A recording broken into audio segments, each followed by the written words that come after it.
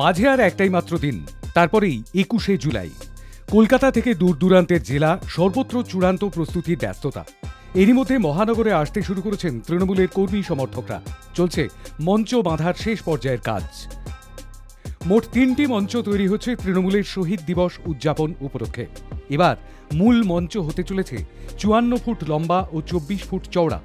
এই মঞ্চেই থাকবেন দলের শীর্ষ নেতারা, থাকবেন নবনির্বাচিত সাংসদ, বিধায়ক ও গুরুত্বপূর্ণ নেতা মন্ত্রীরা।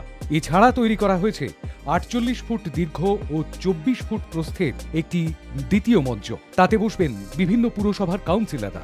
তৈরি হয়েছে আরও একটি মঞ্চ, সেই মঞ্চে থাকবেন শহীদ পরিবারের সদস্যরা। তৃতীয় মঞ্চটি লম্বায় 40 ফুট ও চওড়ায় 24 ফুট।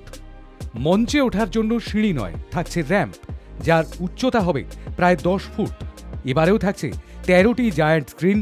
21শে জুলাই উপলক্ষে সভা জুড়ে সব রকম কাজ পরিচালনার দায়িত্ব সামলাবেন 4000 স্বেচ্ছাসেবক। এবারের 21শে জুলাই অত্যন্ত গুরুত্বপূর্ণ তৃণমূল কংগ্রেসের কাছে। এবছরই লোকসভা নির্বাচনে বিপুল জয় পেয়েছে তৃণমূল কংগ্রেস। বিধানসভা উপনির্বাচনেও একের পর এক আসনে জয় পেয়েছে রাজ্যের শাসক দল। এই প্রেক্ষাপটে 21শে জুলাইয়ের মঞ্চ থেকে বার্তা দেবেন তৃণমূল সুপ্রিমো। তাঁর ভাষণ শোনার অপেক্ষায় রাজ্যের বহু মানুষ। Hi News network.